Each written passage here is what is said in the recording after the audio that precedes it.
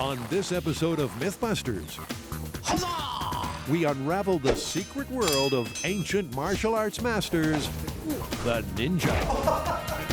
Come, silent walrus, let us storm the castle. As Adam and Jamie attempt to walk on water, snatch a speeding arrow, That's perfect. Shadow Warrior style, Robo hand. and stop a lethal samurai sword with their bare hands. Master, he hit me in the head. Who are the MythBusters? Adam Savage Ow, ow, ow, ow, ow. and Jamie Heineman. It's almost too exciting. Between them, more than 30 years of special effects experience. Cue dramatic music. Joining them, Carrie Byron, That's gonna be so cool! Grant Imahara, For that baby purr. and Tori Belleci. Paramedics are nowhere to be found. They don't just tell the myths, they put them to the test.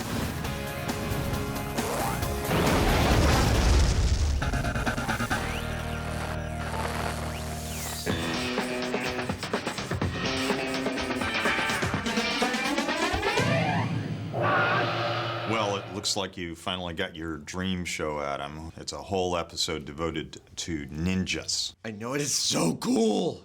You can jump around, make cat noises and karate chops and all sorts of adolescent behavior like we know you love to do. I am so psyched about this one. And so you want to go change into your outfit too now? What makes you think I have a ninja costume? I don't know, something tells me. Let's look at some stock footage first. The origin of legendary Japanese warriors, the ninja, is shrouded in mystery. It's believed they were peasants who developed unorthodox combat techniques to defend themselves against the powerful samurai class. Their skills were so extraordinary, they were reputed to border on being supernatural. So, what do we got? Well, Jamie-san, we are going to be testing ninjas' agility, strength, reflexes, and weaponry by putting their supposed mythical skills to the test of modern science. You mean like catching an arrow? Exactly. And there's walking on water. What about the build team? They're gonna test whether you can stop a sword with only your bare hands. Well, maybe we should start by trying to find a real ninja. Absolutely. Let's go. Fortunately, modern-day ninjas aren't concerned about being covert, and the guys find the Bujinkan Dojo in San Francisco listed in the yellow pages. Okay, so let's play with that to start with. Chief Instructor Dale Seago has been teaching feudal battle skills here for more than 20 years. Hi, Dale. Oh, hi. Hey Dale, good to see you. So this is ninja training going on? Yeah. Well, this is all military close quarters combat stuff from Japan's pre-unification Civil War period, so like 1600 AD and before. Really, the stuff that we do is based on timing, positioning, tactics, and psychology, rather than speed and power. I was hoping you'd just show us, like, what a ninja would do if I tried to attack them. Okay. Is now the time to tell Adam Dale is 15th Dan, and there is no 16? Well, hopefully Adam won't get hurt too badly. A little bit is good. Just do whatever. Okay.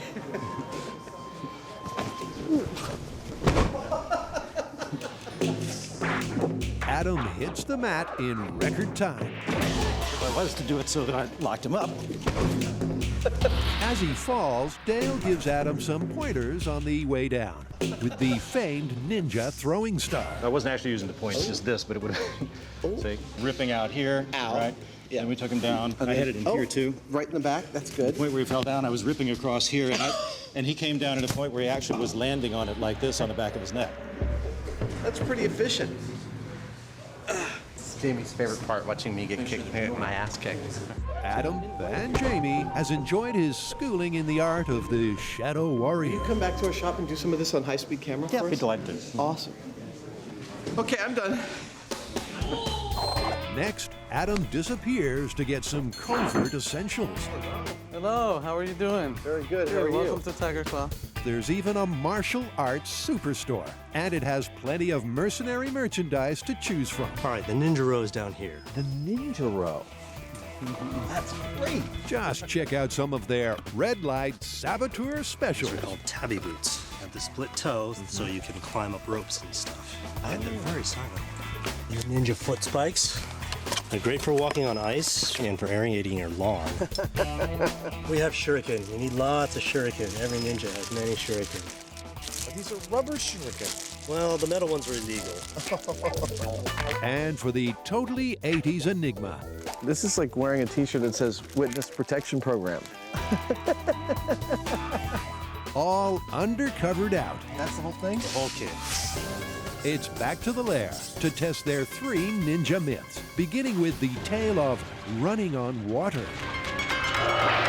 Well, barring any magical powers, which we can't really test on this show, ninjas definitely didn't just walk on water. But they might have had some help. Our researchers have turned up a thing called Mizugumo. So I'm going to build a set of these and see how effective they are. Mizugumo, meaning water spider in Japanese, were flat wooden discs that ninjas strapped to their feet. The theory is the wide surface area distributed their weight evenly on the surface of the water, so they didn't sink. So what kind of wood would a ninja cobbler have used? I've got some pine-based light-density fiberboard here. It's pretty much perfect for our uses, so I'm going to use this as our stand-in for the Mizugumo wood. Adam measures and cuts out 2 circles of pine board. Then he slices each of them into 4 separate pieces. That's good. One by one, he stains the sections with a brown pigment and painstakingly sands them back. Paint on, paint off. Such is the mysterious way of the former movie prop maker who, for no particular reason, wants his water shoes to look worn in. Looks a bit like old wood now.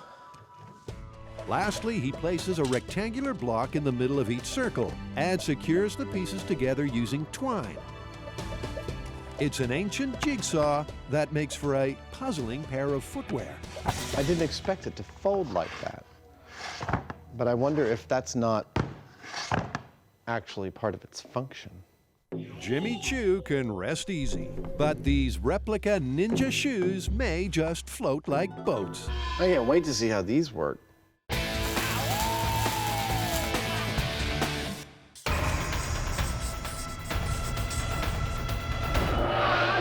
We know ninjas have speed and quick reaction time.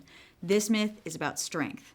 Ideas: ninjas being attacked by a swordsman. Swordsman's coming to swing at his head. Ninja catches the blade in his hands without cutting his hands and without being chopped in half. You mean like this? Oh, you're not supposed to let go of it. That's precisely why we're not starting with real swords. Precisely. The team learned just how dangerous real swords can be in a previous myth when they built a Decapitation hazard, everybody. pneumatically powered mechanical device that could whip around with the same force and precision Blind blades are not good. as a samurai with a point to prove. Well, I guess it's time to dust off the old sword swinging rig. I think we're gonna have to turn it on its side because I think it's more like a head swing and maybe calibrate it to human speed. All right, cool. So which one of us is gonna catch it? Not me. People say I'm not that quick. All right, well, maybe we should make a sword catching rig. Maybe 2 hands that come together like that, and we'll calibrate it to human force. Sweet. Sweet. This is gonna be so much fun. First, they need to make fake hands to attach to their rig. We're gonna try to make some hands that are as flat as possible so that we will have as much surface area as possible to be able to catch that sword. So, who will be the appendage model? How big are your hands? I think we should use Belechi's hands. More surface area.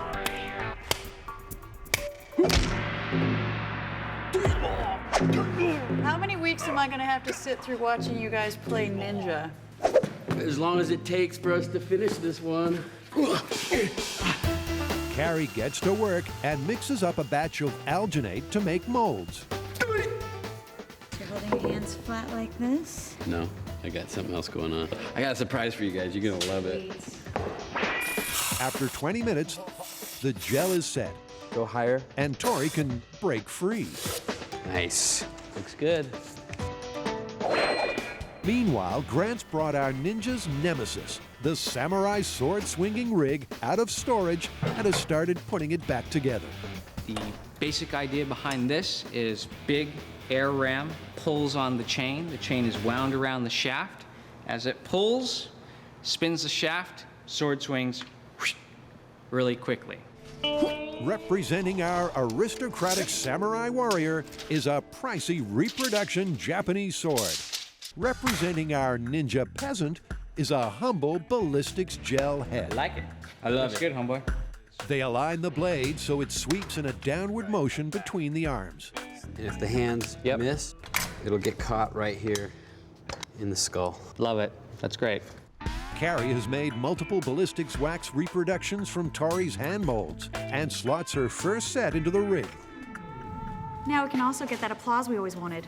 MythBusters with a live audience. Yay! I like it. Perfect.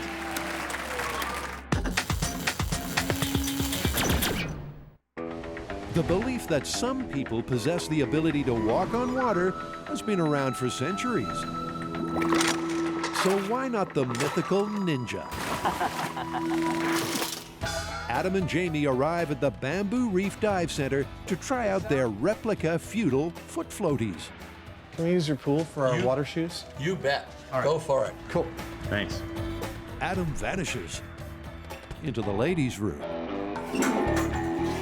And just like magic,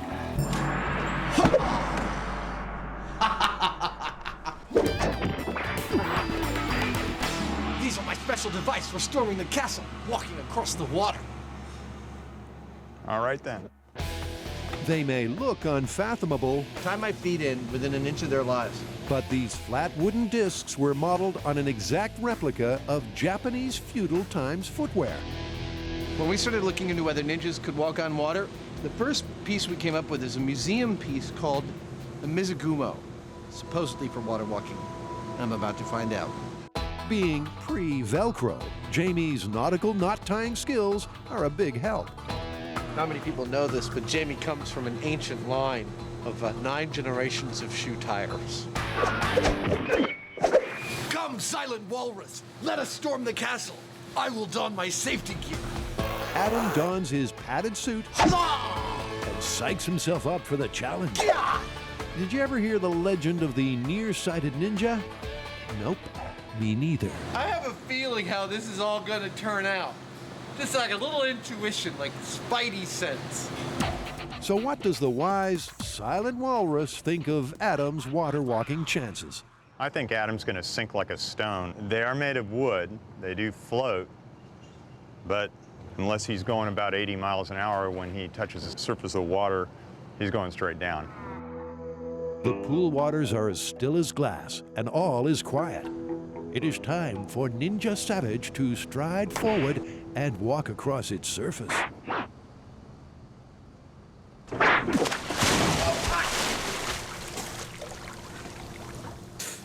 The first step seemed kind of promising. Promising may be a stretch. In order for it to be called walking on water, there needs to be more than one step. But ninjas are no quitters, so Adam has another tactic to try. To me, it seems like it's all gonna be a function of my ability to move my feet crazy fast, like a cartoon. Which might be possible.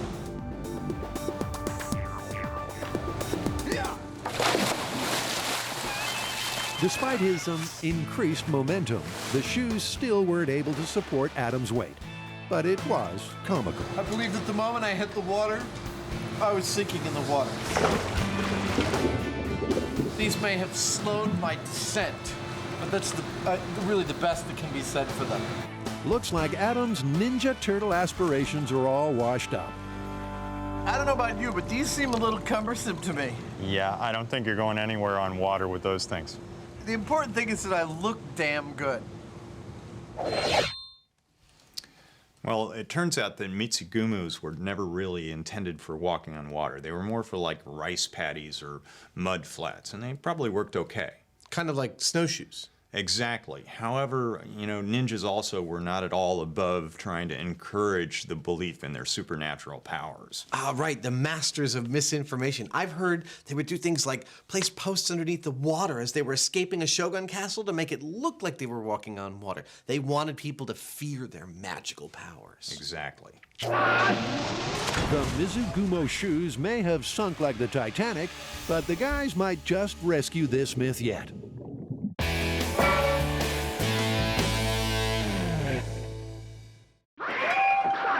Could ninjas stop speeding swords with their bare hands?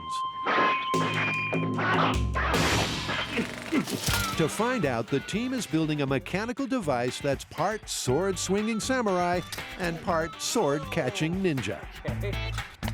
That looks good. To calibrate it to move with realistic human strength and speed, they need to do some tests. Grant hangs a force plate on a C-stand that represents the blade the ninja must catch. The force of the ninja's hands will be set to the person with the greatest strength. And do it like your life depends on it. Thanks for that motivation, Grant. Go. Go. Go. And with a mighty firm smack peaking at 1,000 newtons, the most determined to stay in one piece is The pain. Grant. The pain from the initial hit. Well, there you go. You're all full of Newtons. You are full of Newtons. Yeah, fig Newtons, maybe. The team sets up for their next test to determine the speed of the sword swipe. Take this sword, throw it down as hard as you can on the ninja, and we'll see who's the fastest. Don't think of it as a competition, but it is. Suddenly, Adam ambushes the trio. It was a classic ninja move. Tori steps up to take the first swing. The rig will be calibrated to whoever's the quickest. Whenever you're ready, Tori, then we'll show you how it's done. Oh. I'll come back.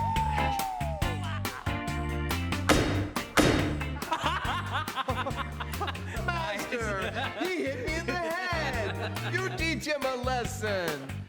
Warning, sword blows to the cranium may cause headaches. Next, will Adam's attempt have more of an edge? Master Savage sword swinging trial, take one.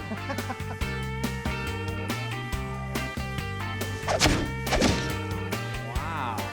Look at that. Ninja's cool black stalker wear is getting shredded. Finally, it's Grant's turn. The ninja must go to the bathroom before he swings his sword. He hasn't looked this incensed since Star Trek was canceled. Master Imahara sword swinging test, take one. Nice. They compare their times on the high speed, and once again, Grant aces the test. How many frames is that? That is 24 frames and 96 milliseconds. Nice work. Way to go, benchmark. Thank you. I think it was the face. That's about 47 miles per hour. Our young grasshoppers have learned much of the way of the ninja. You have graduated to the next level.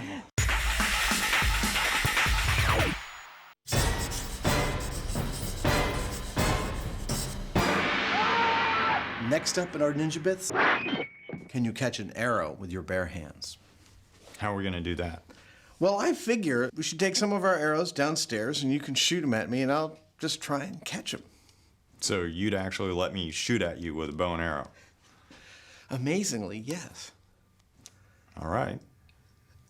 Legend has it that a ninja could do this dexterous trick with ease, so Jamie and Adam want to get a feel for it themselves. I'm going to string a regular bow and set up an arrow with a tennis ball on it and shoot it at Adam, or at least off to the side of Adam. We'll put Adam in a protective suit in case I either get frisky or miss. Jamie is an experienced archer, and even though he's not using a real arrowhead, this is not something to try at home. He's going to be shooting from over there into this garbage can. I'm going to be standing here. We'll catch it on high-speed camera, see how fast I can actually catch this arrow at. Jamie marks out notches on the shaft. The further he pulls back, the faster the rod will travel. Whoosh! All right, I'm ready if you are. You want to start slow? Yep. All right. Jamie starts out at Mark 1. 2, 1. The arrow eludes Adam's grasp. I don't have enough time to anticipate. It's like by the time you let go and I've moved. Still at Mark 1. This time, Adam tries to move in sync with the arrow. Hey! Good job. You know, I anticipated when you were just about to do it, and I just started moving, and we worked. It's like working together. It's a beautiful thing. Next, Jamie ups the ante to Mark 3. But the arrow keeps sailing on by, as the guy's unified martial arts magic peaked already. Got it! Even though Adam's form was impressive, the speed was lacking. Their tennis ball projectile was traveling at 58 miles an hour, a third of the speed of a real arrow. You've got a couple of things here that are throwing this off. For one thing, this is, what, twice or 3 times as heavy as a normal arrow would be because of that thing on the end of it. Right. I really think that we need to figure out some other solution. To test this myth at a true-to-life rate, the guys have to bounce around a new strategy. Back over at M7, the team has finished putting their mechanical sword-catching rig together. Now, to set it to move at a real-life rate. We don't want it to be superhuman, and we don't want it to be subhuman. We want it to be whatever a person could do, and then we'll be ready to try and catch a sword. Calibration first test at 100 psi. In 3, 2, 1. That's good, yeah. Yeah, the speed and force of the ninja's arms was exactly the same as Grant's best time, but the replay reveals something undetectable to the naked eye. There's a bounce back which could let that sword get right through there. As the hands hit together, they bounce off each other and jiggle like jello, opening up an unforeseen headache. The force is causing him to bounce away, and it's allowing a gap which is going to allow the sword to go right through and bury into the guy's head. To try and stop the handshake, they're going to strengthen them from the inside. Building up the bones may add extra beef. First you slice the hand in half, and then you get to beat the metal, you stick it in. Tori has a big saw over there, and he's taking out these tiny little pieces of metal and putting in big, thick, girthy pieces of metal. That way when these things hit, Tori also has another quiver-containing idea. What I'm thinking is maybe what we do is put some kind of a latch so that when the hands come together, it keeps them there. And it's not adding any more pressure. All it's doing is keeping the hands together like you would be able to do if you were using your muscles. He attaches 2 kickstands to the arms that will fall and lock into ratchets, and fastens pneumatic rams on either side of the hands. This thing's starting to look like a monster. Pretty soon you're not going to recognize it. But it's function, not form, that counts. Here we go in 3, 2, 1. That look nice and sturdy and stable. Yeah. They check it out frame by frame. Stay together. Come on. Stay together. Yeah! Baby! That's There it. we go. Right now, now what we have to do is catch a sword. That should be easy. With their rig set to human speed and pressure, Grant adds a final touch that will trigger the entire system. When the arm passes through, it actually activates the hands clapping. Let the recreation of the battle between the 2 ancient warrior classes begin. In 3, 2, 1. That's what I'm talking about! High five. It seems our mechanical ninja thwarted the flash of samurai slicing steel straight away. Or are we jumping to conclusions? You know what my guess is? Why is that? It bounced off the table and then shot back up into the So you got it on the rebound! And everybody knows being caught on the rebound doesn't count. That's so sad. head. I was like shocked that we actually caught it. I was like, how is it that easy? So true.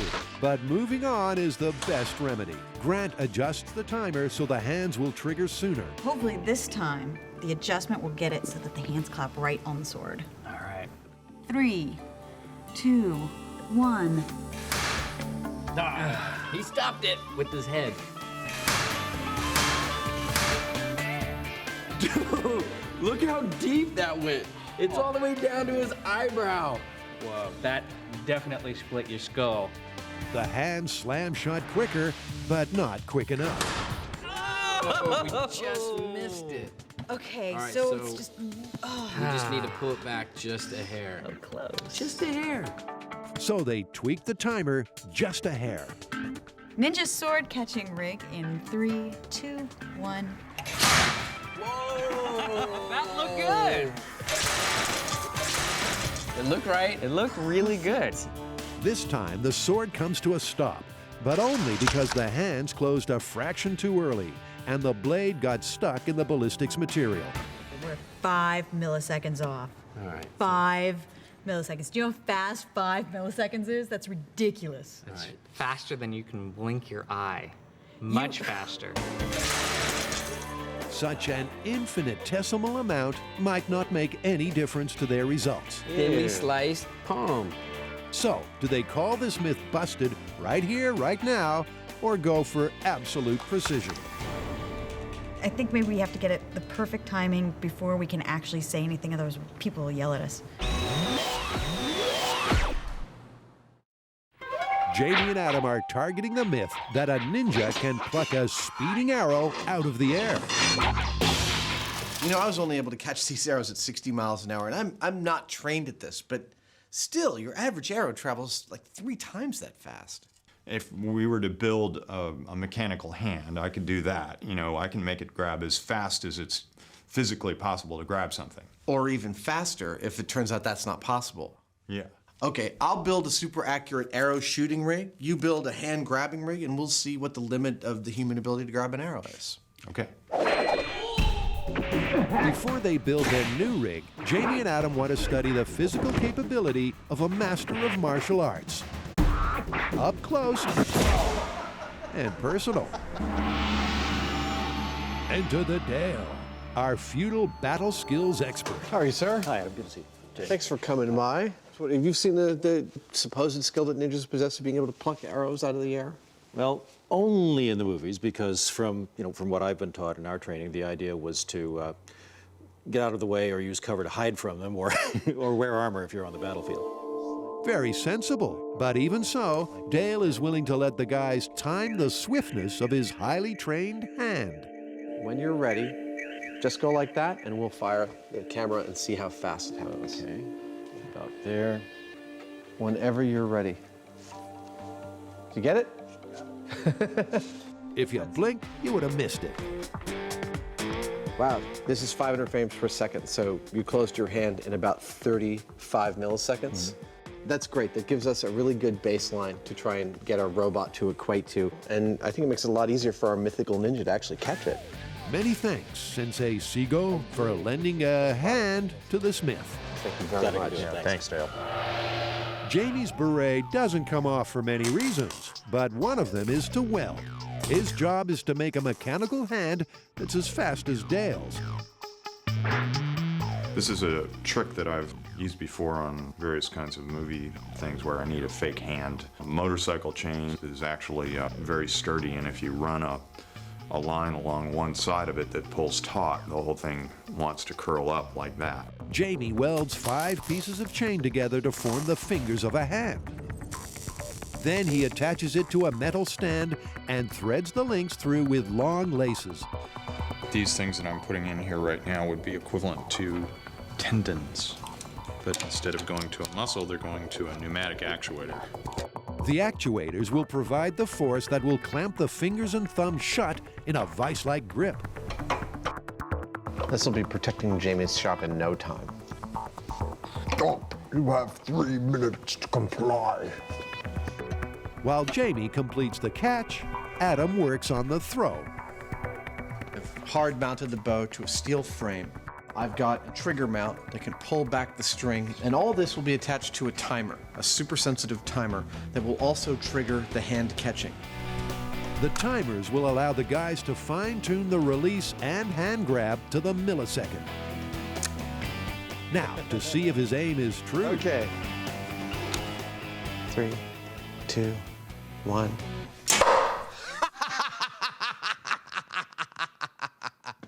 That's great. Now to line up the ninja in front of the samurai. Adam and Jamie's arrow-nabbing device is part man, That's perfect. part machine. Well, that ain't moving. That's not going anywhere? All ninja. Robo hand. Your move, creep. Adam's built his shooting rig, and it's all set up with timers to coincide with my hand rig, which, for this myth to be true, this hand should be able to actually close quickly enough at human speed to grab the arrow. Arrow catching rig, test number 1. Here we go.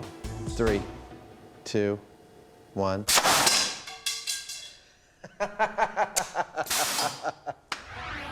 The fist closed too late. Adam goes through the numbers. Off by 200 milliseconds. Both the arrow and hand were moving at accurate real-life speeds. The arrow clocked 170 miles an hour, and the hand grab was just 2 milliseconds slower than Ninja Dale. Given the speed that this hand is closing, it pretty much matches our ninja's high-speed whoosh hand closing. So this is actually a really good analog for a human catching an arrow. Adam adjusts the timers to his precise calculations. The arrow to release 200 milliseconds after the hand starts to activate. So that's 1, 2, and it's 200 milliseconds. That ought to do it. Arrow catching rig at human speed. 3, 2, 1. But they soon learn you don't become a ninja overnight. Oh wow, the arrow overshot the hand. The grab should be closed there. That's 30 more milliseconds. 3, 2, 1. It went over the top of it, didn't it? Yeah, it did. All right, 3, 2, 1. I wonder what happened. Too fast for my eyes. I know. Finally, they achieve a perfectly coordinated shot. But even though the rig was working at the correct human and arrow speed, the ever-elusive projectile slips through the hand's grasp. That tells me that at human speed, it's not fast enough to grab the arrow. I think that's exactly what this says. I think you're absolutely right. I think our only choice at this point is to make the hand go faster. To ramp it up. That's all there is left. All right, I'll get to rigging. Hi, ikimashou. That's let's go in Japanese. We have a technique for speeding up the hand, so this will move so quickly you won't even be able to see it move. Very ninja. The trick is to spring-load the actuators so they hit the quick release, superhuman hard and fast. Okay, now I preload the cylinders. It's a lot of force. Here we go. It's all gonna happen in 3 seconds. 3, 2, 1.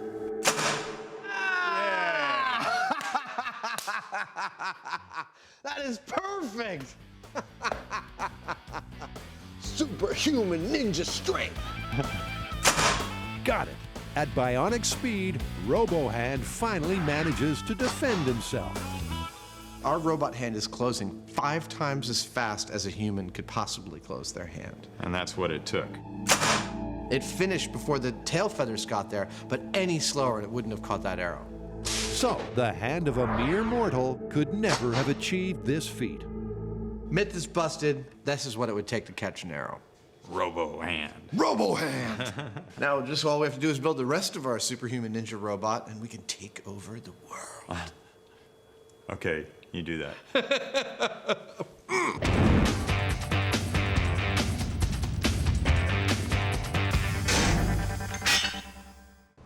Trying to walk on water. Wearing an exact replica of supposed ninja water walking shoes. Adam got nothing but wet. Well, You were right about these water shoes, man. Even when these on, I sank like stone. Yeah, they pretty much sucked. I guess that means the myth is busted for me. Well, it may be, but now we have to figure out what it would take to walk on water. And personally, I'd like another crack at making my own set of water walking shoes. I think it's possible. This time, Adam is thinking out of the box and making a modern-day pair of ninja shoes. His 21st century Mizugumo materials are a pair of snowboard boots, aluminum, and packing foam. This is a deadly weapon. His idea is oh so simple, yet oh so calculated. To make my water boots work, I am exploiting the principle of water displacement. I weigh about 200 pounds. I'm going to try and displace in excess of 200 pounds of water. I've calculated that 4 layers of this gives me about 2.2 cubic feet per foot of water displacement. That equals about a total of 265 pounds of buoyancy. He traces outlines of the boots onto the foam, cuts out a hole, and wedges them inside. Then he sprays glue between the layers. Awesome! I could not have gone better. Sometimes the things you learn in kindergarten stay with you forever. Time to take his shoes for a dry run.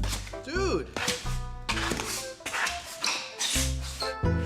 His runway strut needs some work, but he thinks his clogs are kicking. To keep the foam from breaking apart, he tapes aluminum sheeting to the base and rivets on a lightweight rail to keep everything rigid. I've added enough strength that it can support my 200 pounds out at either end, and it only has to support half that. So there's a little bit of flex, but no breakage. To ensure a smooth gliding action in the water, he shapes the tips so they scoop upwards. The final touch is to paint them in a timeless shade of ninja noir. I'm painting these black because I want to say that I want to be invisible, right? I mean, it's like in the modern society, no one knows who you are. That is the essence of the ninja, right? Right. To find out, it's back to the pool. These look like fun. Well, this is Ninja Shoe 2.0. This is my attempt. What do you think? I think it's going to be real hard to stay upright on those puppies. There's only one way to find out. Yeah. Adam boards his tanker ships and is ready to launch.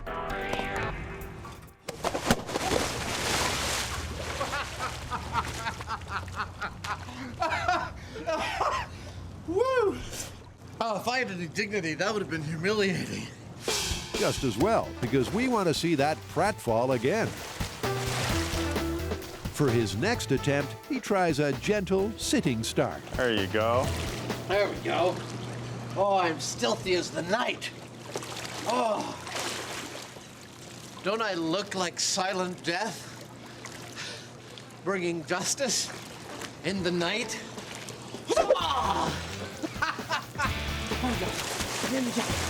Our far from soundless assassin is trying his hardest to move forward. My paddles don't seem to be working, man. But it's like being stuck on a nautical treadmill.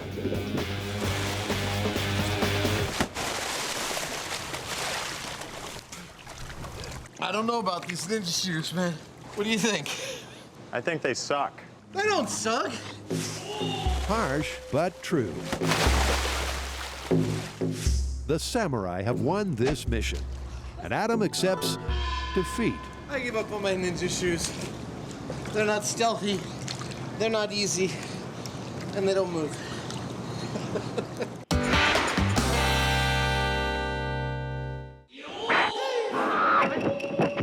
You've seen this ninja battle trick in 1,000 B-grade martial arts movies, but is it possible? To find out, Carrie, Tori, and Grant built a sword-catching machine that so far hasn't cut it. He stopped it with his head. But the timing of their rig is only off by less than the blink of an eye, and Grant's got a plan to make it perfect.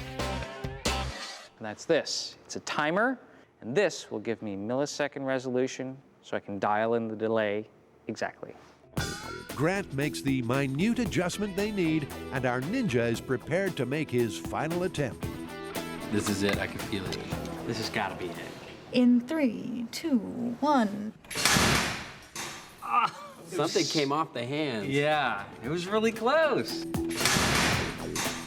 Once again, the sword slips through our ninja's fingers. But were his reflexes right on? That's it. That's it. Oh, keep going. One. Keep going. Keep going. Keep going. We got it. That's it. The timing was right. Thank you. That is it. Thank you very much. You can't get any more perfect on the timing than that. And you still can't catch the sword. That's it. Look, and it just slides right through. With their mechanical ninja operating under ideal conditions, there's nothing more they can do in the workshop. So it's time again to consult our real-life ninja, Dale. Nice to meet you. So I notice you have all your fingers. Have you ever tried to catch a sword with your hands? We prefer to get out of the way. I mean, we may take the sword away, but there's an offline evasion first. A wise tactic. But to put this myth to the true test, Dale is bravely allowing Carrie to swing a sword towards him. Don't worry, the blade has been dulled. All right, so he's just coming at you like this. So let me just get the spot. Wow, you have a lot of confidence in her. A lot more than we do. For extra protection, he's wearing shuko on his hands, reproduction ninja climbing claws. So go like this. Yeah, you'd be starting with your left foot forward, and then taking a step, getting some momentum, and kaboom. Okay. Don't hold back, Carrie. Carrie summons up her best kaboom. Jeez, that's Did I get scary. you or just the sword? No, that's scary though. Okay. You almost got him that time. Wow. With 40 years of training under his black belt, That's some force behind it. Dale blocks her blows using just one hand. And Carrie wasn't going easy on him. Do you feel that maybe my swing wasn't hard enough? It was hard enough. I actually, there was a little bit of a bruising here because this doesn't have the leather liner that the historic ones would have for a little extra padding. Dale's preferred sword catch technique is different to the one we're testing. So what's his take on the bare, double-handed approach? What do you think about, catching a sword like in the movies like this with your bare hands? That's something I wouldn't regard as impossible, but for the most part, pretty silly. I mean, the idea of trying to stop it this way with all that kinetic energy still coming here is probably not a good idea. If you were to attempt it and try to make it work, it'd be best to catch and receive so you're absorbing and redirecting the force. I'd shake your hand goodbye, but I think I'll just wave and thank you so much. Thank you. Yeah. Thank you. Good to see you guys. High five, huh? Look at that slice. Back at the shop, armed with Dale's input and the sorry condition of their fake hands, what conclusion has the team come to? So, yeah, bare hands. The timing was perfect. And the hands came together at the perfect time with the most human strength we can muster and still couldn't hold on to it. Are we calling this one busted? Yeah, pretty much unless you're a movie ninja. I don't think that you can hold on to the sword. There's just too much velocity behind it. Yep, we gave this one our best shot. So you mean all those ninja movies were not true?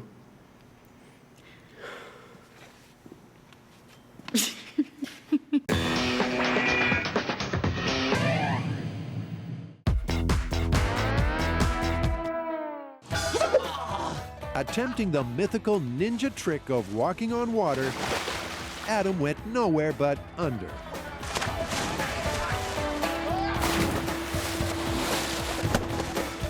But as the silent observer of his numerous dunkings, Jamie's had time to think, and he's come up with a mysterious solution. There is something that I've come up with that you can walk on it. It does have a lot of water in it. I'd like to see how that works. His covert concoction is 200 gallons of water and 1,000 pounds of powdery cornstarch. Trusted myth-turn Jess is in charge of getting the consistency just right.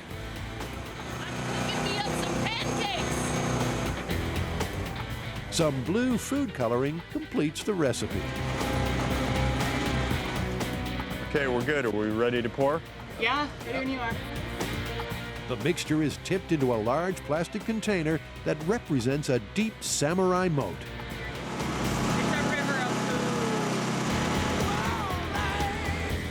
Adam is perplexed.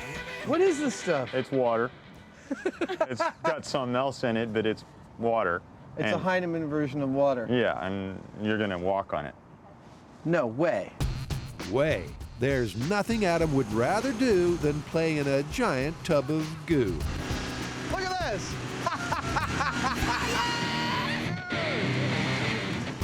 Finally, the container is filled to the brim, and our ninja novice soaks up some advice from Sensei Heinemann. I think you ought to get one good stride across it. As far as hanging out there and walking around or even hopping, I have my doubts. All right, well, I want to go. Adam scales the imaginary wall and is ready to cross the water obstacle. Think like those movies where they're walking up bamboo and stuff, you know. All right, here we go.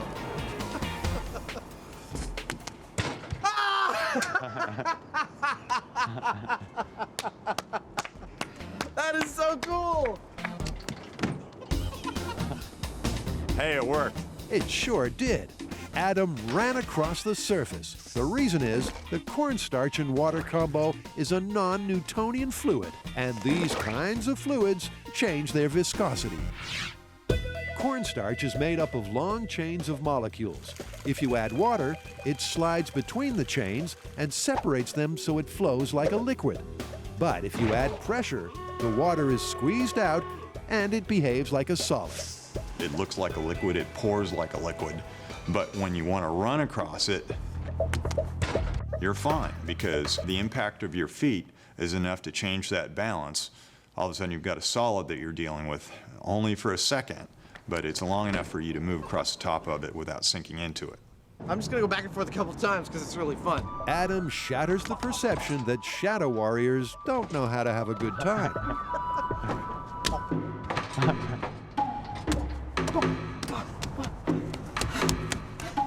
Dude, it's a lot of work. Being ninja is a hard job. Woo. It wants to let you go down, doesn't it? All right, so this is just to show there's no trickery involved. This is actually a liquid. I'm gonna step into it.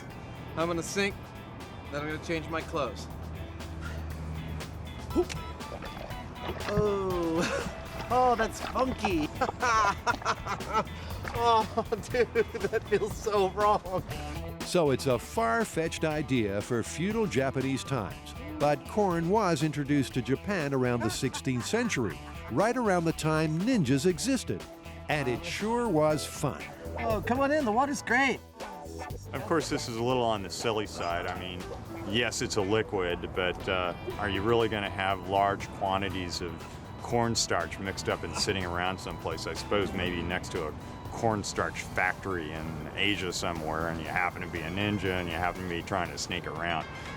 It's a bit of a stretch.